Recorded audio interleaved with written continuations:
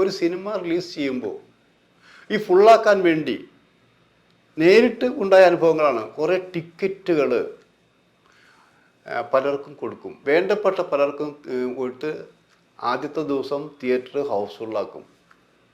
ആ ഹൗസ്ഫുള്ളാക്കുമ്പോഴാണ് ഈ സിനിമയ്ക്ക് നല്ല സിനിമയായിരിക്കും, മോശം സിനിമയൊന്നുമല്ല, അത്തരം സിനിമകൾ കുറേയും കൂടിയും ഉഷാറാക്കാൻ വേണ്ടി, ഹൗസ്ഫുള്ളാക്കാൻ വേണ്ടി, അതായത് ചില സംവിധായകരുടെ പേര് കേൾക്കുമ്പോൾ തിയേറ്റർ ഫുള്ളാവണമെന്നില്ല, അത്തരം സിനിമകൾ ഹിറ്റാക്കാൻ വേണ്ടി കാലേ കൂട്ടി കുറേ ടിക്കറ്റുകൾ വേണ്ടപ്പെട്ട ആൾക്കാരെ കൊടുത്ത് തിയേറ്റർ ഫുള്ളാക്കിയിരുന്നു. വേറൊരു നിർമ്മാതാവ്, നല്ല സിനിമയാണ്, എനിക്ക് നേരിട്ട് അനുഭവമുള്ളൊരു കാര്യം, നേരിട്ട് അനുഭവമുള്ള സിനിമ, പ്രശസ്തമായ കുറേ നല്ല സിനിമകൾ എടുത്തൊരു നിർമ്മാതാവ്, കുടുംബങ്ങളുടെ പ്രിയ സംവിധായകൻ്റെ ഒരു സിനിമയാണ്, അതിൽ നല്ല നടികൾ അഭിനയിച്ചിട്ടുണ്ട്. അങ്ങനെയുള്ളൊരു സിനിമ ആദ്യത്തെ 1-2 ദിവസം തിയേറ്ററിൽ ആശാവഹമായ രീതിയിൽ പോയില്ല. അപ്പോൾ ചെയ്തത് എന്താ, ആ തിയേറ്ററുകളെല്ലാം അദ്ദേഹം വാടകയ്ക്ക് എടുത്തു. വാടകയ്ക്ക് എടുത്തിട്ടാണ് അത് ഹൗസ്ഫുള്ളാക്കി മാറ്റിയത്. അപ്പോൾ ഈ ഹൗസ്ഫുള്ളാക്കിയ വേറെയും ലക്ഷ്യങ്ങളുണ്ട്.